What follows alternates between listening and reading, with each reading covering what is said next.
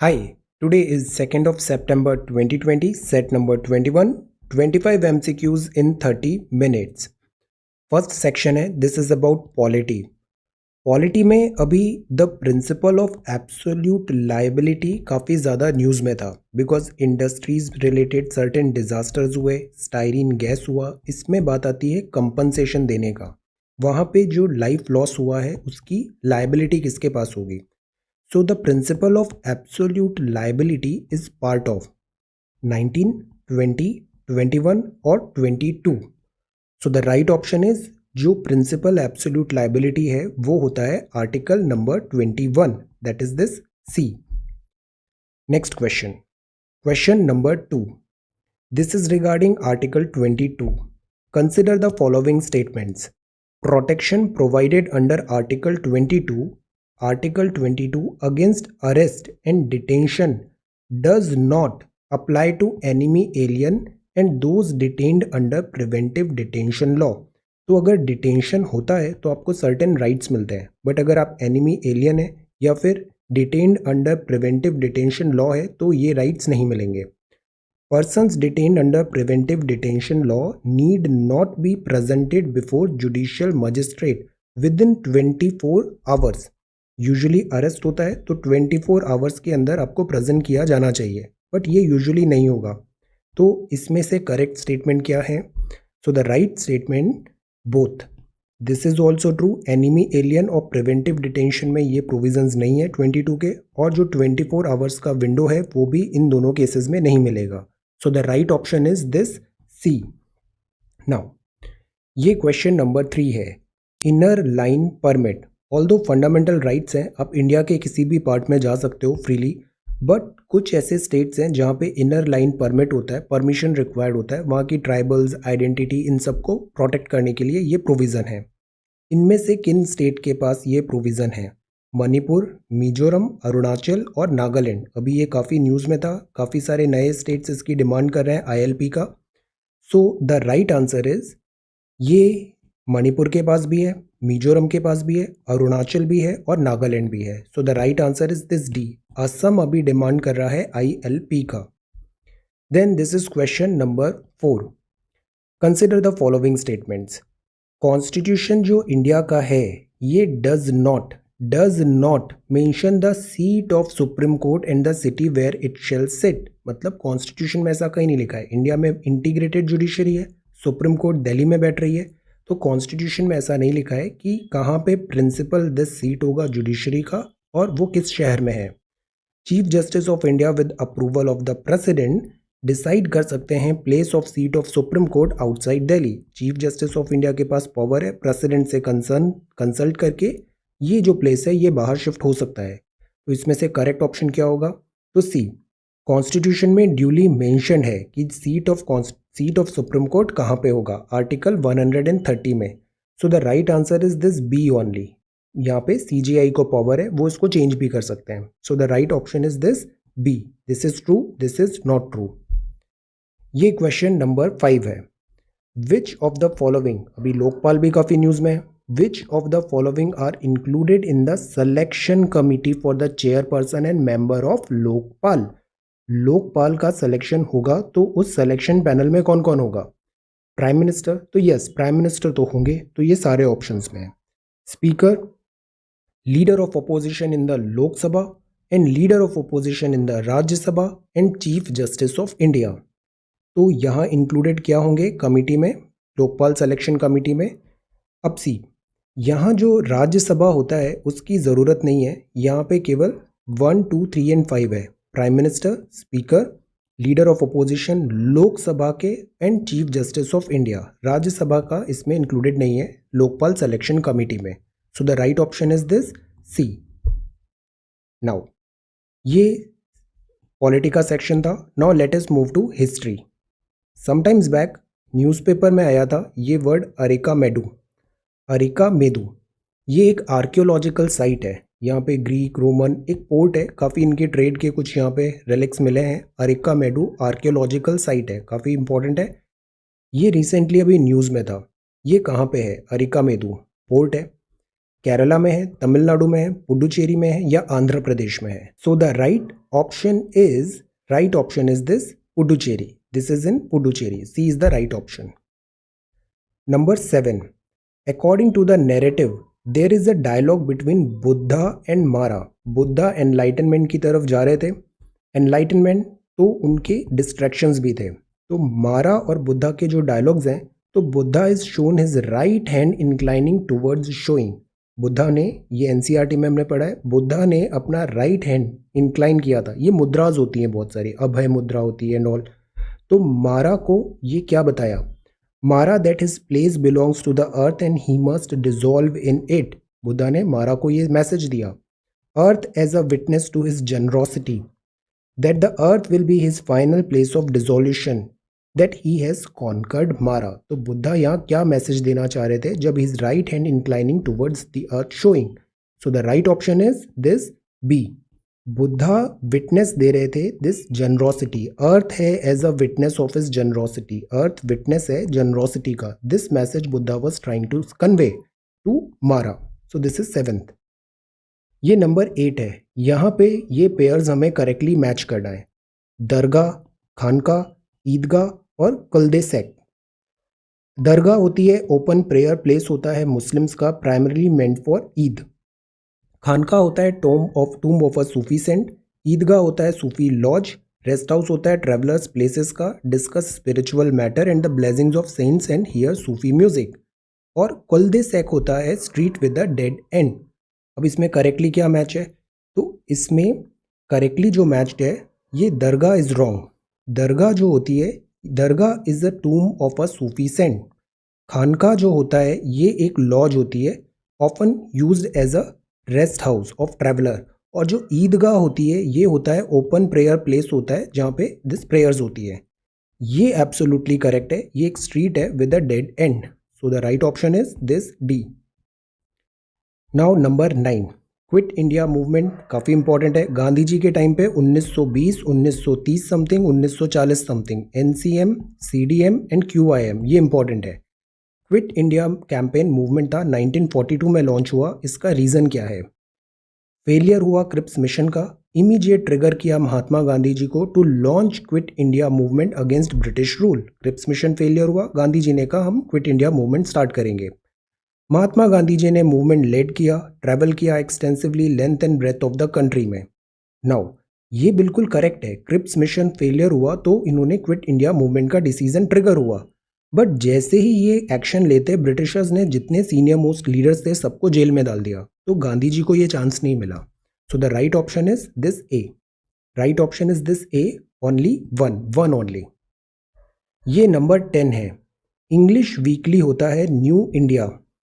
इनमें से किन्होंने स्टार्ट किया था English weekly new India? Gandhi ji, Bipin Chandra Pal, Dadabhai Naoroji या मदन मोहन मालवीय? सो जितने भी न्यूज़पेपर्स हैं, पब्लिशर्स हैं, उनके एडिटर्स कौन थे? मैगजीन्स, वीकली, मंथली, ये अगेन इंपॉर्टेंट है, फ्रीडम फाइटर्स के द्वारा जो लॉन्च हुए थे. सो इसका करेक्ट आंसर है दिस सी. ये दादा भाई नौरोजी ने स्टार्ट किया था न्यू इंडिया. सो ये हिस्ट्री के 10 क्वेश्चंस हुए. Now let us move to geography. Geography में फर्स्ट क्वेश्चन है this goat, Chang Tangi goat. ये गोट नॉर्दर्न हिमालय रीजन में मिलती है. और ये फेमस किस लिए होती है? ये जो गोट है नॉर्दर्न हिमालयन रीजन में है and it is famous for what? So this goat is famous for, is it pashmina wool, shahtoosh, Himalayan yew या pitas and hummus? So the right answer is this A. ये फेमस है पश्मीना वूल. ये बहुत अच्छी होती है, इसमें दिस हीट भी बहुत अच्छा स्टॉप होता है and quality is really good this pashmina wool का. देन ये नंबर 12 है. रेन क्लाउड्स, बारिश के बादल होते हैं, अपीयर होते हैं black despite having the sun above them. Because sun ऊपर है, बीच में क्लाउड्स हैं और ये क्लाउड्स ब्लैक इन कलर हैं. वाई?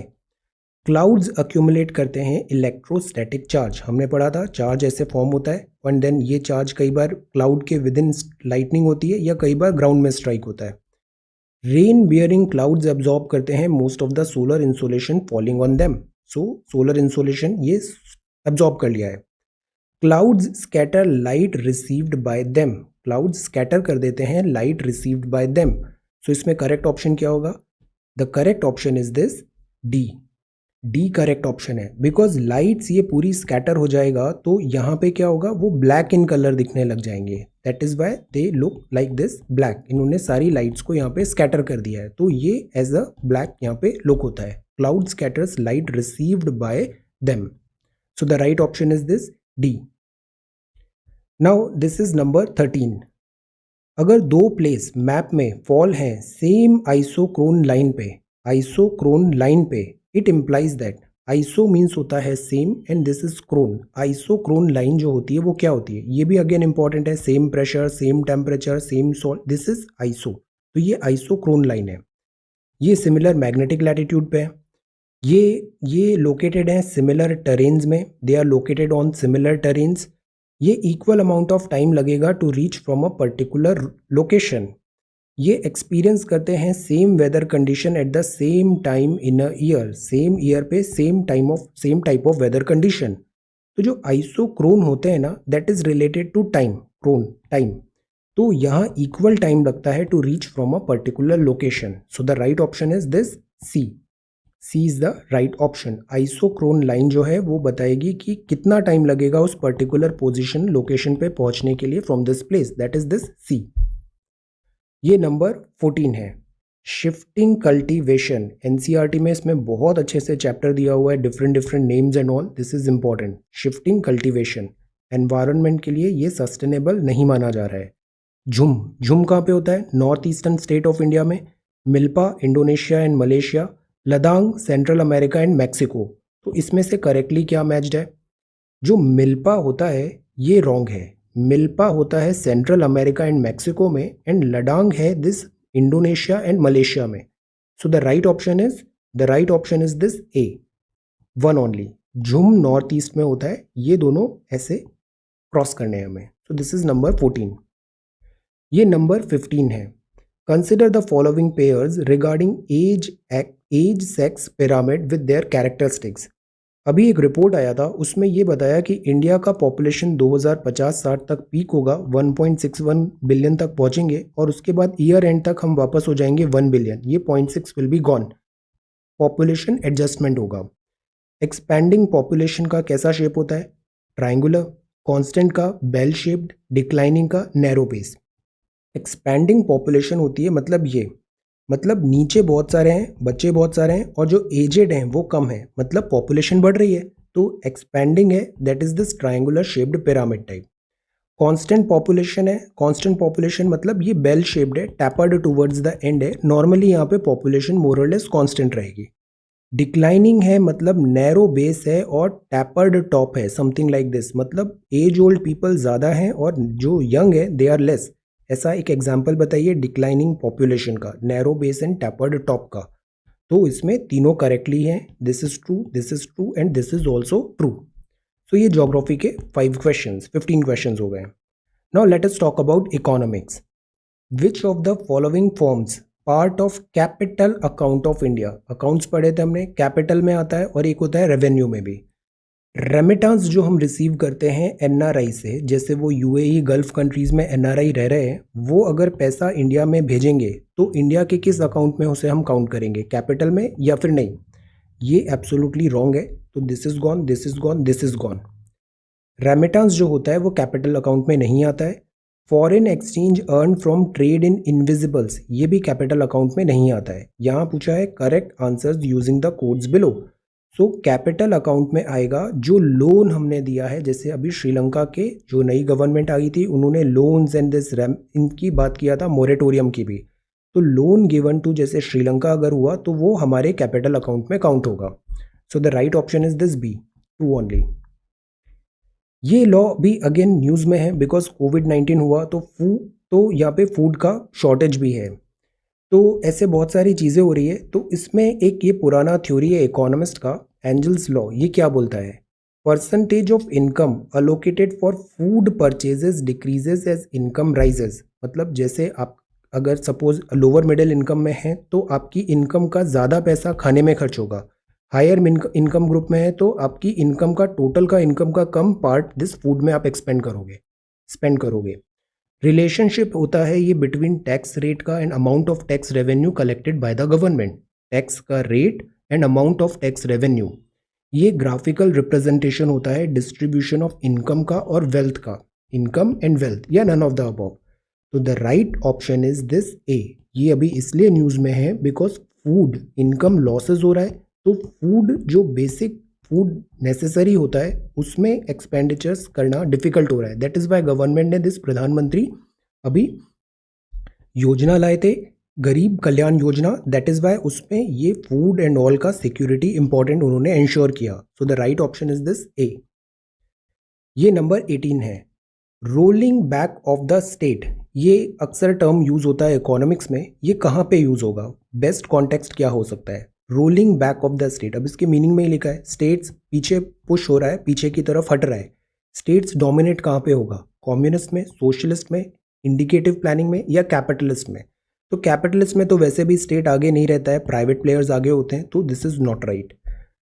सोशलिस्ट और कम्युनिस्ट में थोड़ा डिफरेंस होता है। सोशलिज्म में मेजॉरिटी दिस सोसाइटी होता है और कम्युनिस्ट फॉर्म में मेजॉरिटी दिस गवर्नमेंट होता है, तो दिस इज बोगस। इन दोनों में अगर हमें देखना है तो कम्युनिस्ट इकोनॉमी के लिए ये ज़्यादा फिट होगा। वाई? बिकॉज कम्युनिस्ट इकोनॉमी में स्टेट ओन्ड होती हैं सारी चीज़ें, जो स्टेट है वो डोमिनेंट प्लेयर होता है।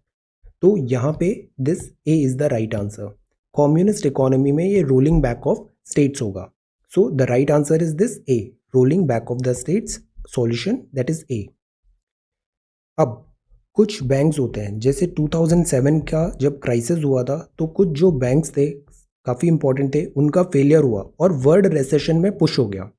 तो ये सिस्टमैटिकली इंपॉर्टेंट बैंक्स बोला जाता है। ये रिकॉग्नाइज करता है आरबीआई, सिस्टमैटिकली इंपॉर्टेंट बैंक, मतलब टू बिग टू फेल है, इनको फेल नहीं होने देना है। तो अगर ये रिकॉग्नाइज हुआ है तो क्या इन बैंक को CRR and SLR, statutory liquidity ratio and this cash reserve ratio, इनसे इनको एग्जेम्पशन मिल जाएगा अगर आरबीआई ने उनको स्टेटस दे दिया है सिस्टमैटिकली इंपॉर्टेंट बैंक्स का। Is it true? They are perceived as too big to fail, TBTF बोला जाता है इन्हें। The RBI determines a cut off score beyond which banks are considered as a DSIB, मतलब एक लेवल होगा उसके बाद ही इनको ये माना जाएगा सिस्टमैटिकली इंपॉर्टेंट बैंक्स। तो इनमें से करेक्ट क्या है? सी। ऐसा कोई प्रोविजन नहीं होता, ऐसा किसी को एग्जेम्पशन नहीं देंगे CRR एंड SLR में। This is true and this is also true. एक थ्रेशोल्ड तो होना ही चाहिए जिसके बाद हम डिसाइड करेंगे, and too big to fail है। So the right option is this, right option is this, one is gone. Right option is this B, 2 and 3। ये बैंक्स हैं State Bank of India, ICICI और HDFC, इनको बोला जाता है systematically important bank, recognised है ये। Now this is number 20। News में अभी ये काफ़ी चल रहा है, twin balance sheet problem. Triple whammy भी है जो स्टेट को हो रहा है, और ये ट्विन बैलेंस शीट प्रॉब्लम है। बैलेंस शीट खराब हो रही है, ट्विन प्रॉब्लम है, फ्रिक्वेंटली न्यूज़ में है। ये क्या चीज़ बताता है? Poor performance of the public sector units, PSUs खराब परफॉर्म कर रहे हैं। नॉन परफॉर्मिंग एसेट्स बढ़ते जा रहे हैं इंडियन बैंक से। डेट एक्यूमुलेशन हो रहा है इंडियन कंपनीज में। Accretion of foreign currency debt हो रहा है इंडिया में। सी, ये बोगस है, इररिलेवेंट है इस कॉन्टेक्स्ट में, डाउट होना चाहिए इधर। ये नंबर 4 भी रॉन्ग है। सी, जब ट्विन बैलेंस शीट प्रॉब्लम होता है तो मतलब जैसे ये बैंक है, बैंक ने पैसा दिया इनको कंपनीज को, तो बैंक ने पैसा दिया कंपनीज को, कंपनीज उसको वापस लौटा नहीं पा रहे हैं, तो बैंक की बैलेंस शीट क्या होगी? खराब हो जाएगी। ये कंपनीज का पैसा लौटा नहीं पा रहे हैं, इनके पास पैसा डेट बढ़ता जा रहा है, तो इन कंपनीज की भी क्या होगी? बैलेंस शीट खराब हो जाएगी। तो ये ट्विन 2 बैलेंस शीट प्रॉब्लम हो गया। So the right answer is this B, 2 and 3 only, this and this. So this was economy. अब हम करंट अफेयर्स देखते हैं। ये देबर कमीशन भी काफ़ी न्यूज़ में है, कुछ अभी न्यूज़ में चल रहा था ये। This is regarding to disinvestment of Air India. Air India में सरकार डिसइन्वेस्टमेंट करना चाहती है, तो ये डिसइन्वेस्टमेंट रिगार्डिंग एयर इंडिया। ये क्लासिफिकेशन है शेड्यूल्ड ट्राइब का इस स्पेशल कैटेगरी में, PVTG में। इसमें ये टैक्स रिफॉर्म्स की बात है, GST टैक्सेशन कम हो रहा है, तो टैक्स रिफॉर्म। अभी नेशनल एजुकेशन पॉलिसी आई, तो क्या ये देबर कमीशन इस NEP का बैकग्राउंड तैयार किया था? तो इसका राइट आंसर होगा this B. This Dhebar commission is for this PVTG, particularly vulnerable tribal group. इनके क्लासिफिकेशन के लिए ये देबर कमिटी है। Tribes are very important. Andaman and Nicobar की कुछ ट्राइब्स में COVID-19 के यहाँ पे केसेस मिले हैं। This classification of scheduled tribe as special category. ये नंबर 22 है। एक होता है Sagarmala project. Sagarmala project में India seeks to deepen economic and security cooperation with its maritime neighbours. जैसे चाइना का स्ट्रिंग ऑफ पर्ल्स है, तो सागर माला प्रोजेक्ट में हम अपने सारे नेबर्स, मैरी टाइम नेबर्स, इन सब के साथ एक ऐसा यहाँ पे टाई अप करके दिस माला बनाएंगे। Sagarmala project, security cooperation and economic. एक होता है सागर इनिशिएटिव। ये एम करता है होलिस्टिक पोर्ट इंफ्रास्ट्रक्चर डेवलप करेंगे अलोंग इट्स कोस्ट लाइन को। अब इसमें से ट्रू कौन सा है? सो सी, ये जो सागर माला है, this is not about this economic and security development, this is wrong. Sagar Mala basically है पोर्ट लेड डेवलपमेंट के लिए। ये जो इंडिया के पोर्ट्स हैं, इंडिया में कितने बड़े पोर्ट्स हैं, आंसर बताइए। एंड दिस मेजर और दिस नॉन मेजर पोर्ट में क्या डिफरेंस होता है, क्राइटेरिया क्या होता है जब उसे अपन मेजर पोर्ट बनाते हैं? आंसर दिस क्वेश्चन लेटर, बाद में। नाउ ये सागर माला प्रोजेक्ट है, तो ये पोर्ट लेड डेवलपमेंट के लिए, not about this economic and security cooperation. So one is gone, this is gone. Sagar initiative भी अब इसका उल्टा यहाँ पे हो गया, तो this is also wrong. So neither one not two. Port led development है और ये है security and growth for all in the region, this Sagar initiative. इनमें से क्या एपिटमाइज करता है relationship of political geography with foreign policy? हम बोलते हैं ना, वर्ड जो ज्योग्राफी है वो डेस्टिनी होता है, वर्ड किल्न होता है और हम क्ले होते हैं। हमें जैसा माहौल मिलता है, जिस जगह हमारा जन्म होता है, हमको जैसी फैसिलिटीज़ मिलती है, वो फिर हमारा आगे डिसाइड करता है दिस डेस्टिनी एंड ऑल। तो word is geography, geography destiny होती है। इस डेस्टिनी में एक दिस पॉलिटिकल एंगल आया था, रिलेशनशिप आया था पॉलिटिकल ज्योग्राफी का, कि ज्योग्राफी डिक्टेट करेगा कि कहाँ पे हमें कैसे पॉलिटिकल राइज होगा कंट्रीज़ का और नॉट। ये काफ़ी इंपॉर्टेंट डेवलपमेंट था और इसने फिर आगे जाके काफ़ी सारी फॉरेन पॉलिसीज़ को डिक्टेट किया। Adolf Hitler, Friedrich Ratzel, Mackinder और this Karl Haushofer. So the answer here is this Mackinder. Mackinder ने एक थ्योरी दिया था, the answer is this C, Mackinder. Mackinder and this heartland theory एक आया था, इसमें बात था कि जैसे ये रशिया और ये वाला लैंड है, दिस इज लैंड पावर, ये सी पावर है, तो ये हार्टलैंड है, ये रिमलैंड है, कॉन्टिन्यूस स्ट्रगल होगा, ये हार्टलैंड बहुत प्रोटेक्टेड रहेगा बिकॉज ज्योग्राफी यहाँ पे फेवर कर रही है। The whole thing is geography और पॉलिटिक्स को यहाँ पे क्लब किया था और जितने इंटरनेशनल रिलेशंस के थॉट्स थे वो इस लाइन पे डेवलप होने लग गए थे। ज्योग्राफी को कैसे हम यूज़ करें, जैसे इंडिया भी ईस्ट एशिया पॉलिसी रखता है, फिर ये लुक वेस्ट पॉलिसी है, तो दिस इज ज्योग्राफी। ये क्वेश्चन नंबर 24 है। एक ये मनी ऐप अभी लॉन्च हुआ था, काफ़ी न्यूज़ में था ये लॉन्च किया आरबीआई ने किया है। Money app appathon hackathon. It aims to provide digital education for rural women, this women empowerment के लिए है। द ऐप ऑथेंटिकेट्स कि नोट जो है वो जेन्युइन है या काउंटरफीट है। तो मनी ऐप क्या करता है, इसमें से जो फर्स्ट स्टेटमेंट है दिस इज ट्रू, बस यही ट्रू है। So the right option is this C, this is true. ये रॉन्ग है, it is not particularly about this rural women. ये जो मनी ऐप है, ये ऐप होगा कि सामने कौन सा नोट है आरबीआई का, वो ऐप उसको देखेगा और बता देगा कि this is which denomination money, तो विजुअली इम्पेयर्ड पीपल को हेल्प हो जाएगा। This is not about genuine और counterfeit thing. So C is the right answer this money app में। ये जो ऐप है ये लॉन्च्ड बाय आरबीआई है। ये नंबर 25 है। Mapping is very very important, हर साल एक क्वेश्चन आता है। कैस्पियन सी काफ़ी इंपॉर्टेंट है, इस पर भी सवाल आए थे। कैस्पियन सी की बाउंड्री हमें पता होनी चाहिए। Caspian Sea world's largest inland body of water होता है, इज इट ट्रू? ये सराउंडेड है Russia, Kazakhstan, Uzbekistan and Iran. अब इसमें राइट ऑप्शन क्या होगा? So the right option is yes, ये largest inland body of water है, कैस्पियन सी है। बट ये रशिया, कजाकिस्तान, उज्बेकिस्तान नहीं होगा यहाँ पे, सो this is wrong. So the right option is this A. Look at this, ये है कैस्पियन सी। यहाँ कजाकिस्तान है, यहाँ रशिया है, ये अजरबैजान है, ये तुर्कमेनिस्तान है। बट सी, उज्बेकिस्तान और कैस्पियन सी में कोई कनेक्शन नहीं है। जबकि ये जो अराल सी है, ये भी again very very important, mapping में ये श्रिंक हो रहा है।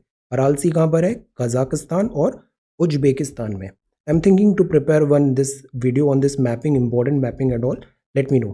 तो ये होगा दे उज्बेकिस्तान और दिस अराल सी यहाँ पे होगा, कजाकिस्तान एंड उज्बेकिस्तान, और ये एक कैस्पियन सी है, और फिर यहाँ पे ये ब्लैक सी आ जाता है। These are all very important. ये पर्शियन गल्फ है यहाँ पे। सो ये नंबर 25 है, Caspian Sea. This is about money app. ये थ्योरी है geography and this foreign policy, Mackinder. This is Sagarmala and Sagar initiative, Dhebar commission PVTG, twin balance sheet problem, bank को भी प्रॉब्लम, लोन लेने वाले कंपनीज को भी problem. This is systematically important banks हैं SBI, ICICI and HDFC. Rolling back of state, तो state powerful यहाँ पर है और वो रोल बैक नहीं होता है। दिस इज एंजल्स लॉ कि जो फूड में हमारा पार्ट ऑफ इनकम है वो कम होता है, ज़्यादा पैसे इनकम ग्रुप में हम शिफ्ट होते हैं तो। Capital account of India, this is about this age sex pyramid, population का स्ट्रक्चर क्या है। Then this is about shifting cultivation, इसके अलग अलग नाम है, this is important. Isochrone line, ये है rain clouds black curd appear होते हैं। Northern Himalayan region is known for this pashmina wool. ये इंग्लिश वीकली है New India, Dadabhai Naoroji. ये Quit India campaign, Gandhi ji ने किक स्टार्ट तो किया था बट ये इसको कंटिन्यू नहीं कर पाए थे आगे बिकॉज इनको जेल कर दिया था। ये कुछ टर्म्स है, this is important. Buddha and Mara, इनके कॉन्वर्जेशन इन बुद्धा का this response. Arikamedu is in Puducherry. ये कमेटी जो होती है लोकपाल मेंबर की, इसमें राज्यसभा चेयरमैन दिस अपोजिशन नहीं होते हैं। ये constitution of India related approval president bench जो होगा आर्टिकल 130 दिल्ली में। ये इनर लाइन परमिट है, मणिपुर, मिजोरम, अरुणाचल, नागालैंड, असम डिमांड कर रहा है। This is article 22 and this is principal of absolute liability, answer article 21। So thank you so much for watching this video. Take care, study well and be safe.